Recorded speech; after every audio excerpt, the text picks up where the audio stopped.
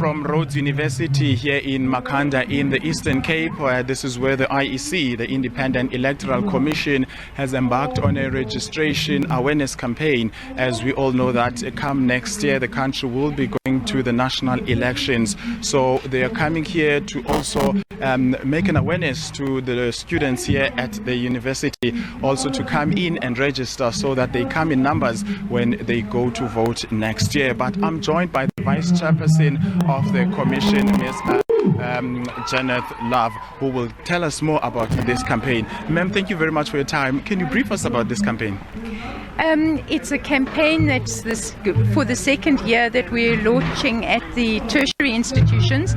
That's all of the universities and technicons and so on, in order to ensure that students can start the year understanding about the possibilities for registration, which can be done as online, it can be done at our offices, it's ongoing. But it's also to give an opportunity to students to think about and talk about elections as being so much part of the democratic process, as something that they can actually take forward in their lives going forward. How is the response from the students? We've had a lot of constructive work, certainly with the Student Representative Council here. We've had a very welcoming atmosphere at the university today.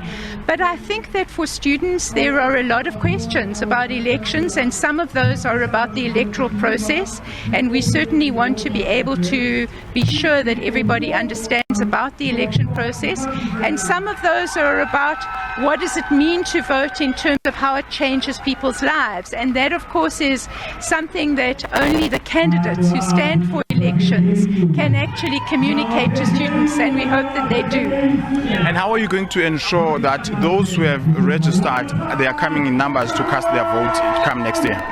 Look, I think we can certainly and will be reaching out to students not just at the beginning of the year, over the course of the whole year and again next year.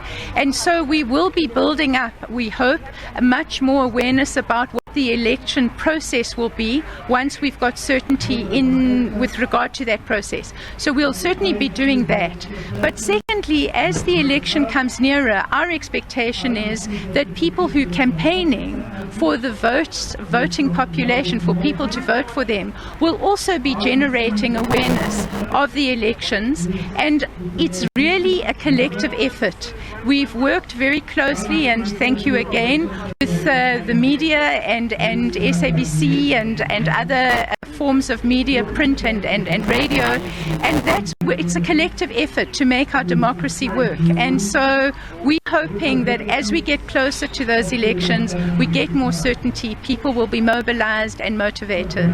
Would you say now that we're registering online, are we moving closer to voting online?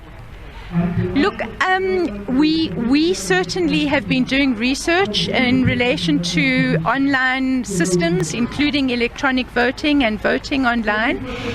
We have already discussed with members of parliament the need to have some changes in legislation so that we can pilot systems, because it's really important that whatever system we use is a system that can be used in rural areas, that can be used in urban areas, that can be understood and trusted by young people but also by older people. And so that needs testing. That needs us to understand better what works for this country so that we can customize it. Thank you very much, Janet. Thank you. That is the IEC Vice Chancellor Janet Love, who is telling us more about this IEC campaign. We are here at Rhodes University in Makhanda.